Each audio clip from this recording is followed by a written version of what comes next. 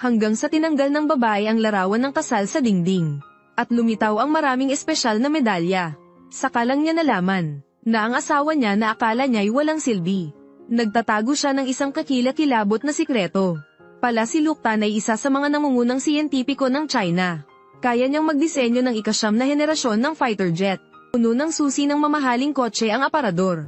Kahit ang mga mamahaling vilya sa Beijing, ginagamit lang niya bilang suporta sa mesa. Ngunit upang protektahan ang kaligtasan ni Luke Tan, hiniling ng gobyerno na itago niya ang kanyang tunay na pagkakakilanlan. Kaya, hindi alam ng asawa niya ang totoo niyang katauhan. Hanggang sa isang araw, hindi na nakayanan ni Nguyen ang kawalan ng silbi ni Luke Tan. Nagpasya siyang humingi ng diborsyo kay Luke Tan. Ngunit sa sandaling handa na silang punitin ang kanilang marriage contract, bigla na lang humingi ng pahintulot sa unit si Luke Tan. Upang mapanatili ang kaunting dignidad ni Luke Tan, pumayag si Nguyen sa kahilingang iyon. Ngunit nang umalis si Luke Tan, ang ina ni Nguyen, na nais siyang insultuhan, ay sinundan at kinunan ng live ang bawat kilos ni Luke Tan. Ang ganda naman ng babaeng iyon. Nagmamaneho pa ng Rolls Royce. Bakit siya pumunta sa bahay ni Luke Tan? At mukha pa siyang lubos na naggalang kay Luke Tan. Nguyen. Sino ba yung babaeng yun? Hindi ko pa siya nakikita dati. Baka naman siya ang bagong kasintahan ni Luke Tan. Nay, sobra kang nag-iisip. Kahit na isa si Luke Tan sa mga walang kwenta, hindi niya ako ipagkakanulo. At saka, ang taong tulad ni Luke Tan, paano niya magugustuhan ang babaeng mayaman na ganyan? Si Lam, sinabi ko na sa iyo, di ba? Huwag kang pumunta ng basta-basta sa bahay ko. Kailangan ng kumpanya ko ang iyong bagong patent. At saka, hindi ako pumasok sa bahay mo. Sige, kalimutan na natin ito. Sumama ka sa akin sa loob ng bahay.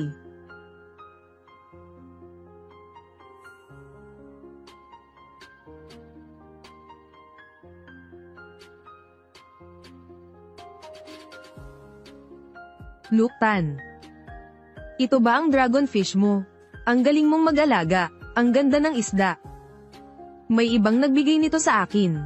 Itinataas ko ito para masaya. Ang kalabaw ni Lainim. Ang hipon ni Boxatch.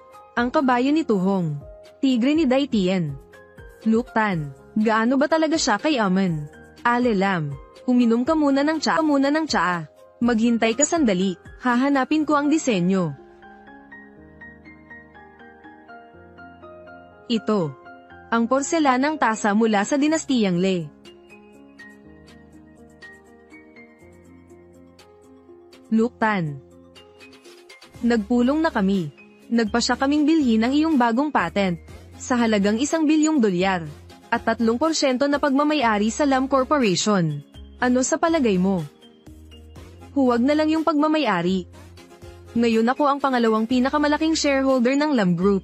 Ang pagkuha ng mas maraming pagbabahagi ay hindi makatwiran. Lam Tan, bakit hindi makatwiran? Sinabi na ng tatay ko. Kung wala ang tulong mo, matagal nang nabangkarote ang Lam Group. Kahit ilang shares ang kunin mo, ayos lang. Sabihin mo sa tatay mo na ako'y isang taong payapa ang pamumuhay. Hindi ako angkop sa board of directors. At sabihin mo sa kanyang kalimutan na ang balak na yon. Alam mo rin pala ang bagay na ito. Sige, maupo ka muna at maghintay ng konti.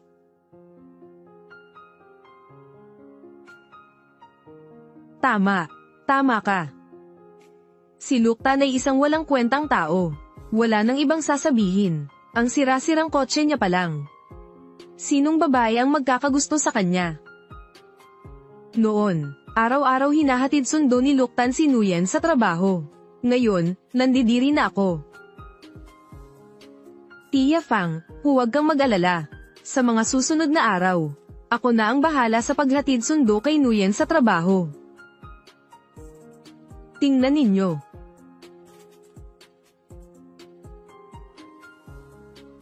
Hindi ba ako nagkakamali? Bakit ang daming susi ng mamahaling kotse ni Luke Tan? Nguyen. Anong nangyari? Sa iyo ba ang mga sasakyang iyon? Paano ako magkakaroon ng ganoong karaming sasakyan? Nitong mga nakaraang araw, nasa lungsod lang ako. Hindi ko rin alam. Naloko kayo, mga lighter lang iyon. O kaya mga modelong kotse. Mga taong hamak, gusto lang niya sa mga ganitong kalokohan. Ang tunay na sasakyan ay hindi mabibili. Ang dami-daming susi ng peke ang binibili. Tapos pupunta sa bar, at inilagay ang susi ng sasakyan sa mesa. Tingnan kung sinong tandang babae ang mahuhuli. Pagkatapos, naloloko ang mga babae sa pera at pag-ibig. Ay nako. Mayroon pa bang ganitong klaseng panloloko? Putang inang luktan na to. Walang hiya talaga. Ang kotse ko ay tunay na BMW ha. Notam. Baka gusto mong subukan. Tingnan mo kung peke ba ito. Hindi na kailangan. Huwag mong banggitin ang mamahaling kotse. Kung totoong mayaman si Luktan. Luktan. Makakabili sana siya ng bahay sa lungsod. Kahit maliit na apartment lang. Pero pinilit niyang manirahan sa probinsya ng matagal si Nuyen. Ngayon naman, iba na ang anak kong babae. Nakabili na siya ng bahay sa lungsod. Ang mga hamak na tao tulad ni Luktan. Hindi talaga siya bagay para kay Nuyen. Diyos ko, ano yan? Gintong titulo ng lupa. Iyan ang titulo ng pinakamahal na villa sa Beijing.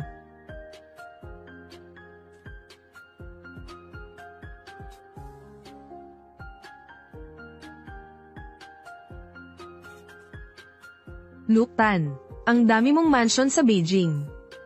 Ito ay regalo sa akin ng aking ama.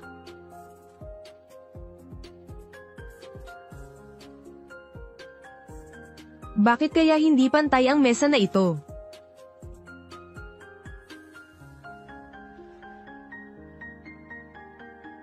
Sakto na.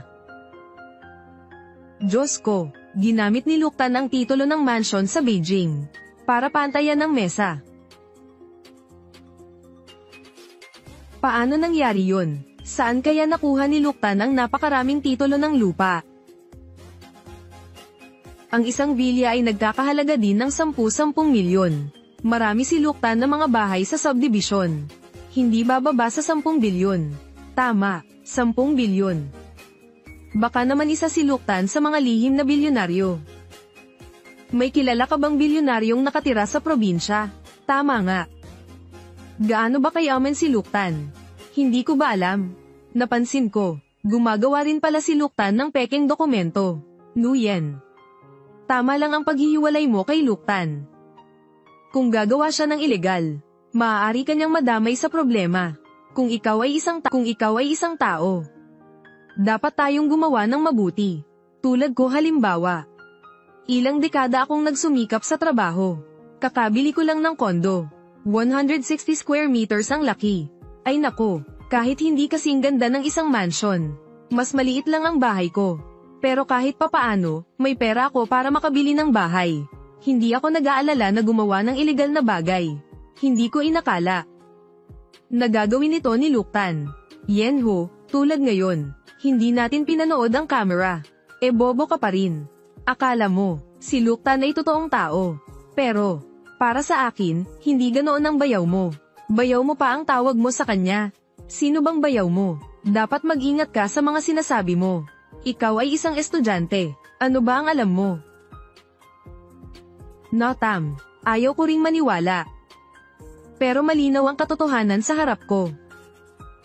Marahil si Luktan, dahil gustong makasabay sa aking pagunlad. Kaya niya ginawa ang masamang bagay na ito. Naiintindihan ko ang kanyang pinanggalingan. Pero mali ang landas na tinahak niya. Huwag na lang, o kaya ganito na lang. Pareho pa rin naman kayong mag-asawa. Dapat payuhan mo siya. Basta pumayag si Luktan, pwede siyang magtrabaho bilang gwardya sa kumpanya ko. Bawat buwan, binayaran ko siya ng $5,000. Para na rin nating ginamit ang basura. Makapasok sa UC Corporation. Iyon ang pinakamalaking swerte ni Luktan. At biyaya ng 3 henerasyon ng pamilya mo. Ano ba ang hinahanap ni Luktan?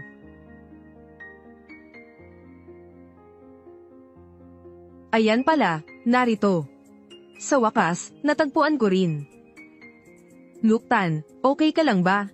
Okay lang ako, pero, medyo napilay ang likod ko. Tulungan kitang umupo dyan.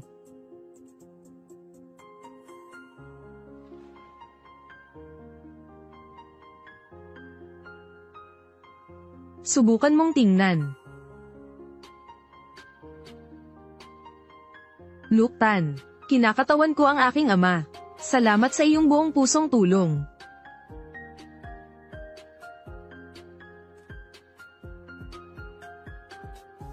Diyos ko, ito ang black card ng Beijing Bank. Ano, ang credit limit ng black card ng Beijing Bank ay hindi bababa sa 10 bilyon. 10 bilyong dolyar. Ito.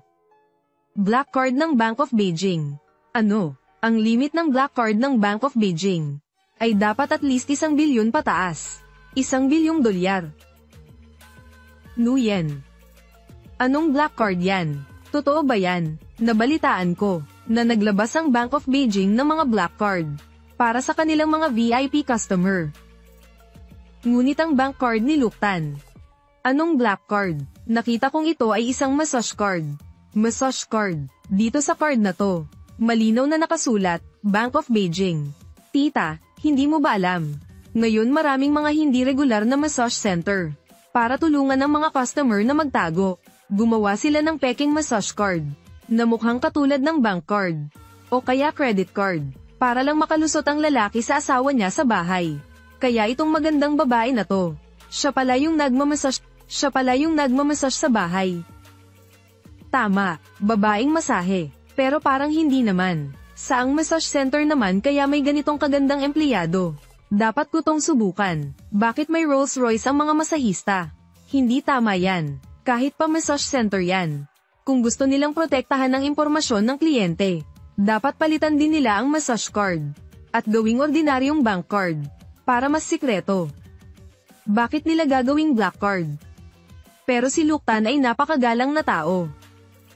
Nitong mga nakaraang taon, kasal siya kay Nguyen. Lagi siyang nakikinig kay Nguyen. Paano siya magkakaroon ng ibang babae? Notam. Napaka-inosente mo pa rin. Pero ang mga lalaki ang pinakamagkakaintindihan, di ba? Tingnan nyo. Ang galing niya talaga. Ang galing mo rin naman. Syempre naman. Madalas ko kasing masahihin ang tatay ko. Tumayo ka.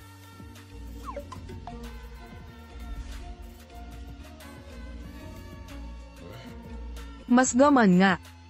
Salamat. Luktan, napakabait mo naman. Ako pa nga ang dapat magpasalamat sa iyo para sa patent na to. Sige. Ngayon, isa na rin akong shareholder ng Lam Corporation. Magkakampi na tayo. Maupo ka, tatawag lang ako.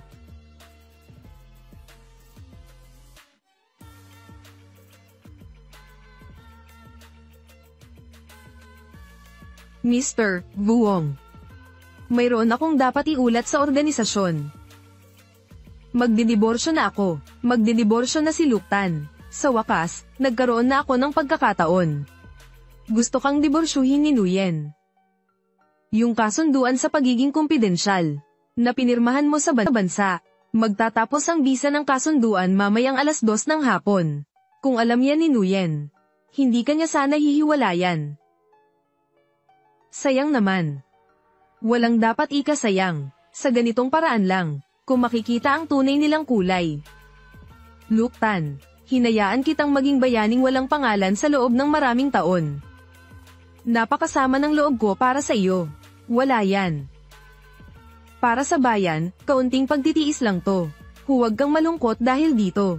Mamayang hapon, 6:00, live na programa ng istasyon ng Beijing. Ako mismo ang maghahatid sa iyo doon. Gusto kong malaman ng buong bansa ang iyong mga ambag sa bansa. Susundin ko ang iyong mga plano. Pero tungkol sa diborsyo, hinihiling ko sa iyo na tulungan akong magulat sa aking mga nakatataas. Sige po, salamat, Ginoong Vuong. Hihintayin ko ang balita ninyo. Ninyo.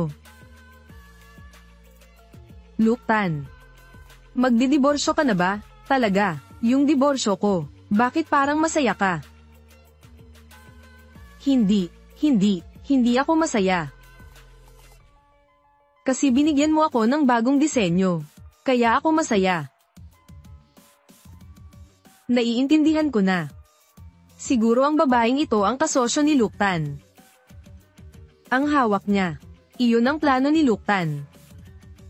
Ang itim na card na iyon. Isa rin lang itong ordinaryong bank card. Kasosyo. Nguyen, huwag mong lokohin ang sarili mo. Ma. Nag-aral si Luktan ng engineering sa kolehiyo. Ang trabaho niya pagkatapos magpakasal ay mag-drawing ng mga plano sa bahay. Paminsan-minsan, may nabebenta siya. Mga 2 hanggang 3,000 dolyar lang. Kung tutuusin, kumikita siya ng ilang libo kada buwan. Alam mo rin naman yan. Oo nga po, nanay. Wala talagang gaanong ambisyon si Luktan. Pero napakabuti ng pagkatao niya. Anong silbi ng mabuting pagkatao? Ilang libong dolyar lang ang kinikita sa isang buwan. At walang ambisyon. Kapag may oras, dinadala niya ang mga kaibigan niya sa bahay para mag-inuman. Napangasawa ni Nguyen ang ganitong klaseng tao. Ang malas-malas naman. Tingnan nyo, may dumating na naman. Oo nga. Sila na naman yang 3. Araw-araw na lang silang nakikitira kay Luktan. Ang kakapal talaga ng mga mukha nila. Diyos ko, yung matandang lalaki. Siya si Academic Ian Ma ng National Research Institute. Academic Ian Ma. Nagretiro na siya mula sa National Defense Academy. Tama. Ginawa itong espesyal ng Science Channel para sa Academic Ian na si Ma. Tungkol sa mga isyong pang-agham. Madalas ko siyang panoorin. Kaya pala dumalaw si Academic Ian Ma sa bahay ni Luktan. Nagkamali kayong lahat. Isa lang siyang guro sa baryo. At yung 2. Ang isa ay retiradong sundalo. Ang isa naman ay basurero. Mga walang silbi lang sila. Si Ma. Mr. Trayu, Mr. Han. Bakit kayo naparito? Anong nangyari? Academic Ian Maria, General Trayu, Inhinyerong Han. Puro mga sikat na tao. Magkakasama silang naghahanap kay Luktan. Talaga namang nakakamangha, Luktan. Ngayon ihahayag ang pagkatao mo. Kaya espesyal kaming pumunta rito para bisitahin ka, Luktan. Kinakabahan ka ba? Hindi ako kinakabahan. Inutusan ako ng general. Sasama ako sa iyo sa programa. Kaming 3 ay magsisilbing suporta mo lang ngayon. Pupunta lang ako sa isang programa. Wala namang importante, sinabi sa amin ni Mr. Buong. Na sinasabi ng asawa mo na wala kang silbi. At gusto kanyang hiwalayan. Kaya, kaming 3 magkakapatid ay narito para protektahan ka. Hindi na kailangan yan. Akademiko raw.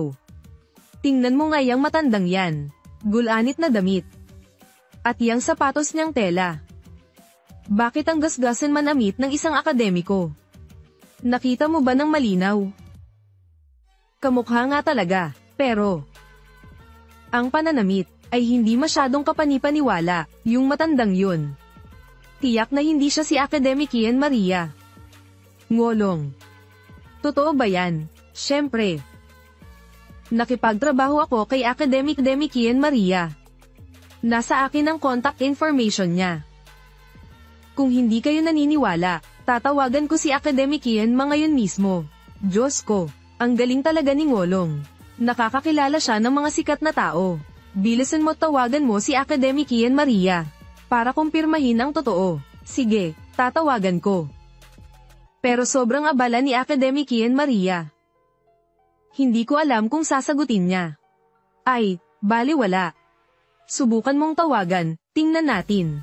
Ngolong. Bagamat sigurado ako, na hindi kilala ni Luktan si Mr. Ma. Pero kung kilala mo si Mr. Ma, pwede mo siyang tawagan para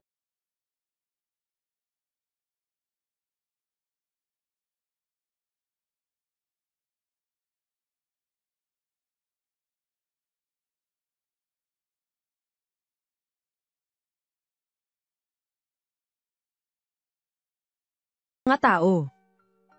Yung matanda, kinukuha na yung telepono niya. Hello, sino to? Academic Ian Maria. Ako to, si NGO Long. Nagkita tayo 3 buwan na ang nakalipas. Nakita ko na yung mga taong yun. Isa lang siyang mahirap na guro. Hindi siya akademiko. Ano bang nangyayari sa akin ngayon? Nagdududa na naman ako sa pagkatao ni Luktan. Nakakatawa. Anong sinasabi mo? Hindi ikaw si Akademiko Maria. Ikaw ang katulong ni Akademiko Maria. Kung gayon, nasaan po si Academic Yanma? Naiintindihan ko. Ang UC Corporation ay may proyektong gustong makipag-ugnayan kay Academic Yan Maria. Tama. Ano? Sabi mo wala sa Beijing si Academic Yanma. Sige. Salamat po. Narinig ba ninyo ang lahat? Wala raw sa Beijing si Academic Yan Maria. Kung ganoon, yung matanda na yun ay hindi si Academic Yanma. At isa siyang impostor. Pero may dalang regalo yung matanda. Ano kaya yun? Set ng tasa. Parang pamilyar yung set ng tasa na yan. Naalala ko na. Iyon yung ceramic kong tasa noong panahon ng Le.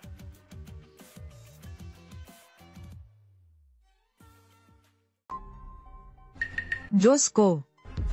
Iyan ay tasa mula sa dinastiyang Le. Tasa mula sa dinastiyang Le. Ang mga taong may malaking ambag sa bansa. Sila lang ang karapat-dapat sa ganitong mahalagang regalo. Iyan ay tunay na kayamanan ng bansa. Ano bang kalokohan ang sinasabi mo? Mga lumang tasa lang yan. Sinasabi ninyong ito ay pambansang kayamanan. Tama ka. Isang grupo ng mga manloloko ang nagkakasama. Saan nila nakuha ang pambansang kayamanan na ito? No wonder.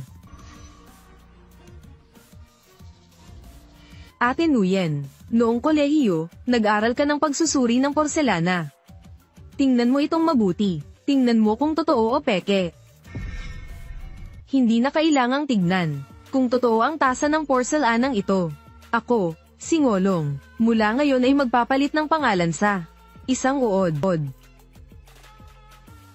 Kahit nasa screen lang ito nakikita, ang set ng porselanang ito. Habang tumitingin, lalong mukhang totoo. Ginoong Ma, ito na ang ikatlong set. Bakit ka nakakunot ang noo? Ito ay antikong gamit noong panahon ng dinastiyang Le. Ito ay sumisimbolo sa ating bansa. At ito ang pinakamataas na karangalan para sa isang individual. Iba nga ay nangangarap lamang na magkaroon nito. Bakit ka pa nagrereklamo? Hindi ako nagrereklamo. Ginagawa ko ito para sa bayan, kahit maliit na ambag lang. Hindi para sa karangalan. Luktan, huwag mong sabihin yan. Hindi pa nagtatagal.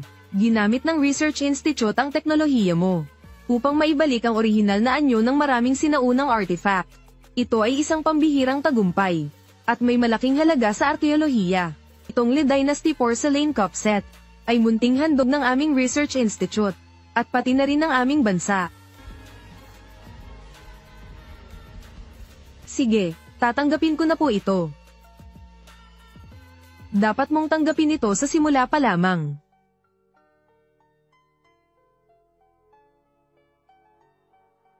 Nguyen, may sasabihin ka ba?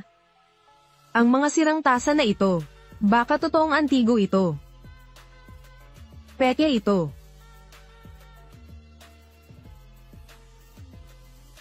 Hindi ito maaaring totoong antigo. Nakita ko na ang mga tasa mula sa panahon ng Le. May ganyang tasa rin ang kaibigan ko. Isang araw, dadalhin ko ito para makita ninyo. Diyos ko, talagang si Ngolong ang pinakamagaling. Hindi tulad ni Luktan na walang kwenta. Gumagawa siya ng pekeng dokumento. At nagbebenta pa ng pekeng anti-gang bagay. May imbestigahan din siya balang araw. Nguyen, tawagan mo si Luktan. Sabihin mo sa kanya na maghiwalay na kayo agad. Nguyen, anong iniisip mo? Wala po. Tingnan mo, yung lalaking naka-uniformeng militar, may hinugot siyang medalya. Ito. Medalyang pambihirang serbisyo. Ang mga taong may malaking ambag sa pambansang depensa, ang tanging makakatanggap ng medalya na iyan. Peke lang iyan. Huwag kang maniwala dyan. Hindi totoo. Nabasa ko na ang balita. Peke ang medalyang unang klase. Yan ang pinakamataas na krimen. At makukulong siya ng habang buhay. Si Luktan ba'y gagawa ng ganong mapanganib na bagay?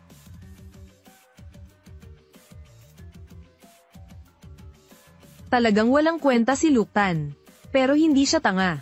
Kaya niyang gumawa ng pekomento. Pero sa ganitong malubhang kasalanan, hindi niya gagawin yun. At wala namang dahilan para gawin iyon. Kung totoo nga. Baka totoo ang medalyang ito. Tigilan mo na yan. Isang walang kwenta lang si Luktan. Ilang libong dolyar lang ang kinikita niya bawat buwan. Naglingkod siya sa bansa.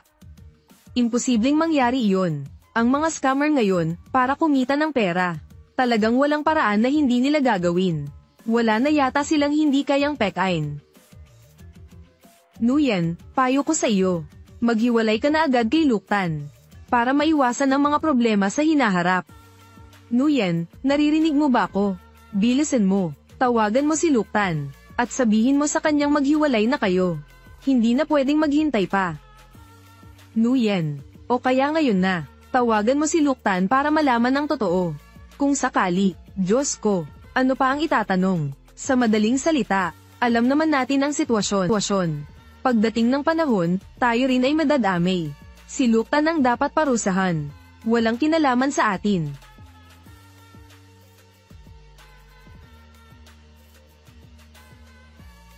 Halos hindi na kasya sa bahay ko. Iba ito. Salamat sa tulong mo, Luktan. Ang ikasyam na henerasyon ng fighter jet ay maaaring may palabas ng mas maaga. Sa gayon, masusupil ang mga bansang may masasamang balak. Malaki ang kahalagahan nito. Kung hindi lang dahil sa iyong katayuan. Ang general mismo ang pupunta rito. Sige, General Trayo, iparating mo ang aking pasasalamat sa general.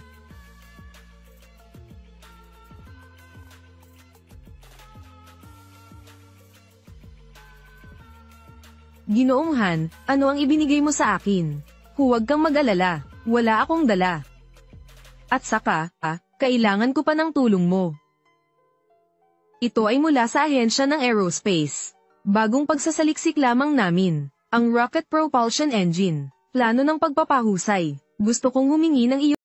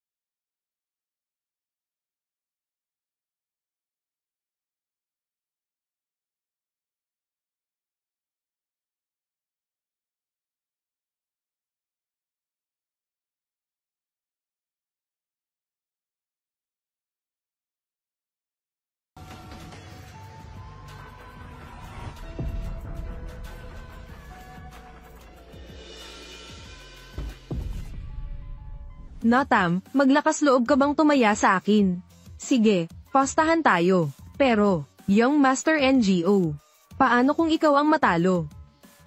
Ay nako, Natam, ngolong kasi close friend siya ng ate mo. Kaya tinulungan ka niya. Hindi mo alam ang utang na loob. Kung matatalo ako, ibibigay ko sa iyo ang BMW ko. Sige, isang salita, isang pangako. Tingnan ninyong lahat, may bisita na naman ng pamilya ni Luktan. Pero, bakit parang pamilyar sa akin ang taong ito? Oh Diyos ko, si Chairman Lam. Tama, siya ang chairman ng Lam Group. Lam Tai, siya ang pinakamayaman sa Beijing. Bakit siya nandoon? Nguyen. Ang lalaking iyon ba ay si Chairman Lam? Siya ang gustong makipagtulungan sa iyo. Tama. Si Chairman Lam nga. Chairman Lam, ano ang pupuntahan niya kay Luktan? Kung totoong siya ang Chairman Lam, di totoo rin si Academic Yanma. Posible bang lahat ay totoo? Paano mangyayari yun? Hindi tama. Hindi siya ang Chairman Lam. Ngolong. Ang iba, hindi ako sigurado. Pero dahil sa proyektong pakikipagtulungan sa Lam Group, inalaman ko ang tungkol kay Chairman Lam. Hindi ako nagkakamali. Nguyen. Kilala sa buong Beijing. Si Chairman Lam dahil sa kanyang puting buhok. Itong taong ito, si Presidente Lam lang ang nagpakulay ng buhok. Tingnan ninyo ang baba niya. At itong larawan, may mole si Presidente Lam sa baba. Pero siya, wala.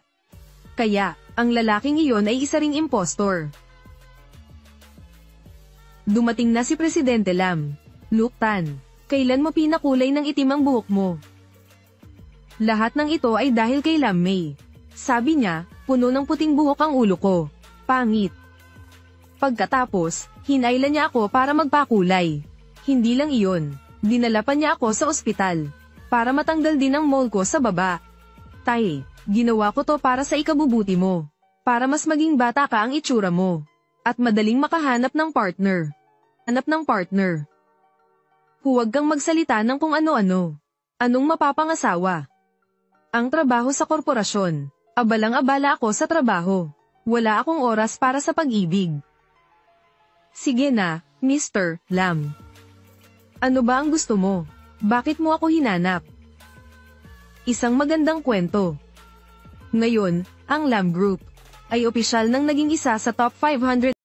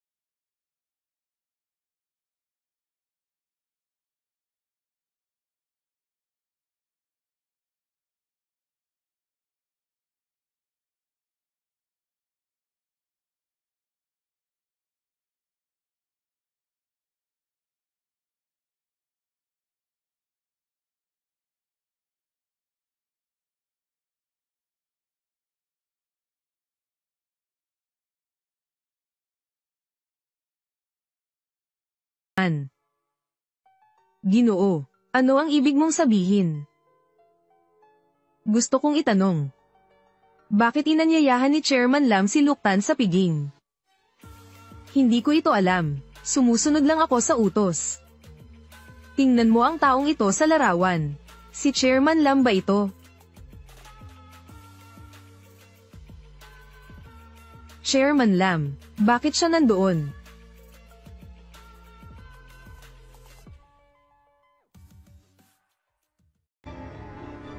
Chairman Lam, bakit siya naroon?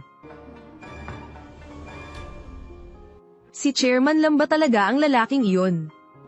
Kung siya si Chairman Lam, kaya ang akademikian na si Ma, baka totoo din siya. Araw-araw kong pinapanood ang programa ni Akademikian Maria. Hindi ko maiwasang makilala siya. Pero, si Luktan ay isang ordinaryong tao lang. Paano niya nakilala si Akademikian Ma at si Chairman Lam? Ano ang relasyon nila? Kahit ang asawa ni Luktan, si Chairman Lam pa mismo ang nagpadala ng taong iimbitahan siya. Mukhang, ang relasyon ni Luktan at ni Chairman Lam, hindi simple. Kung totoo nga iyon, posible kayang si Luktan talaga ang misteryosong bilyonaryo. Kung bilyonaryo nga si Luktan, edi ang diborsyo ni Nuyen at Luktan, hindi ba't pagsisisihan ni Nuyen habang buhay? Binata, tingnan mong mabuti. Alam ng lahat, kilala si Chairman Lam sa kanyang maputing buhok. At may nunal siya sa baba, pero ang lalaking yun, walang nunal sa baba. Ang totoo tungkol sa nunal na yun ay... Pasensya na, sagot ko sa phone. Hello, Chairman Lam, hinahanap mo ba ako? Tama, nasa lugar na ako ng pinangyarihan. Pero... Naiintindihan ko, aayusin ko ito. Binata, anong nangyari? Siya ba si Chairman Lam?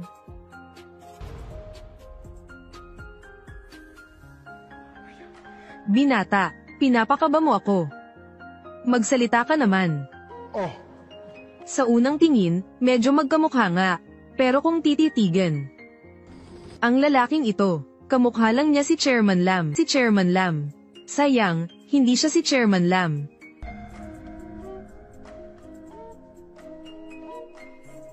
Kung gayon, ano itong imbitasyon?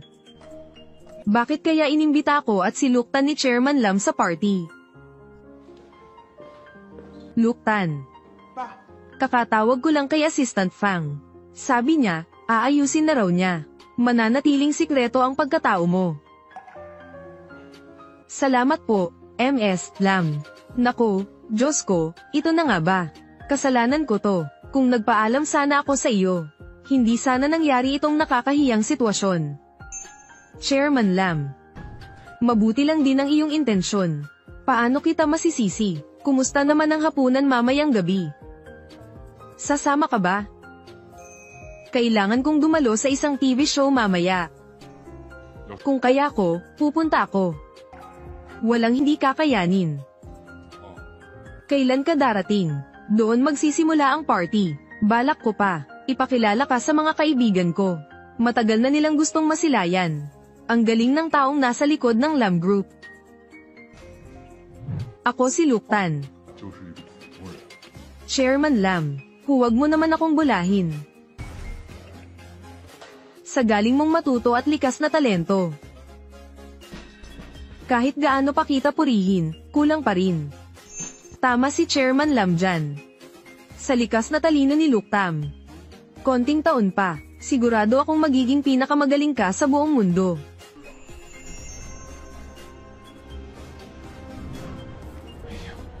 Magsalita ka naman. Bakit ka ba tahimik? Ano ba talaga itong imbitasyon na to?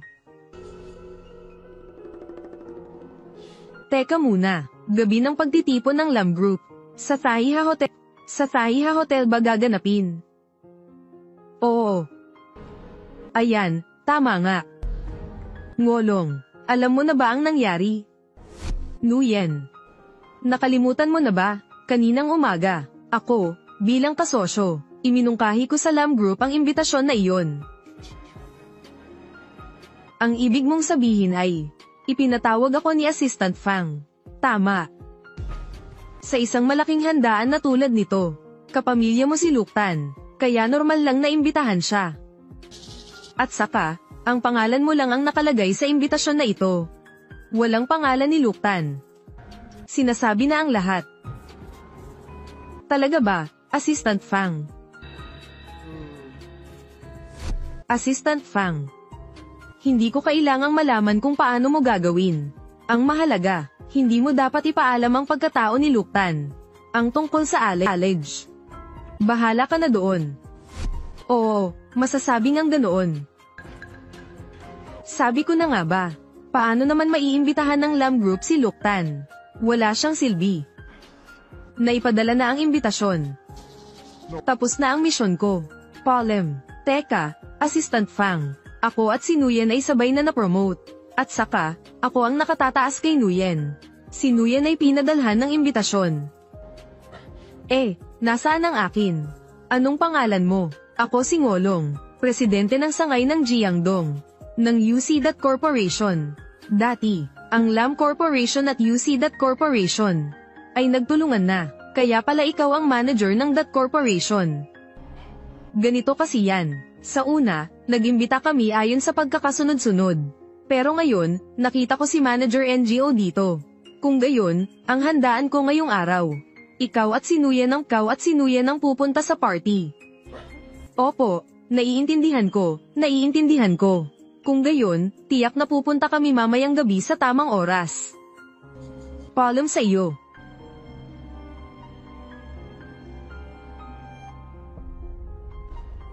Talaga ba? Si Assistant Fang talaga, ako ang iniimbitahan.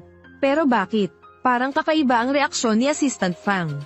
Nguyen, anong iniisip mo? Wala, huwag ka nang mag-isip. Tawagan mo na si Luktan. Pabalaykan mo siya dito para mag-asikaso ng diborsyo.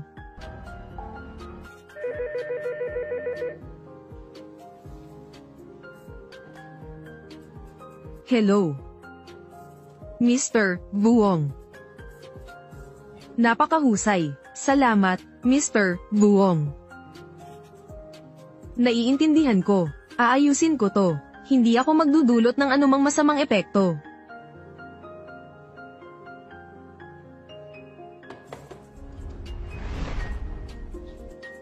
Mga kasama. Yung tungkol sa diborsyo ko, naaprubahan na ng organisasyon. Kailangan ko nang pumunta sa lugar ng diborsyo. Sige, mauna na po ako.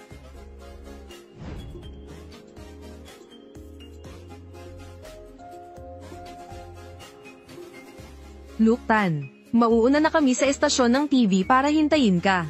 Sige. Mag-ingat ka, Palem.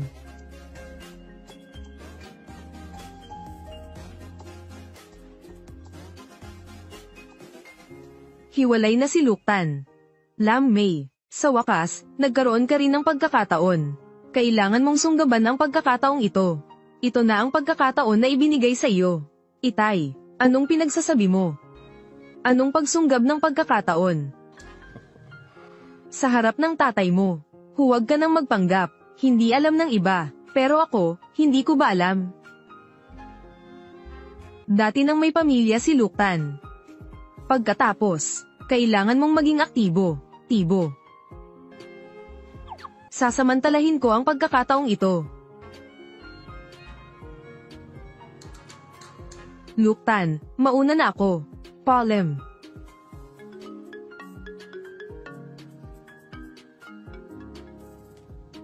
Hello, huwag kang magmadali, babalik na ako dyan agad.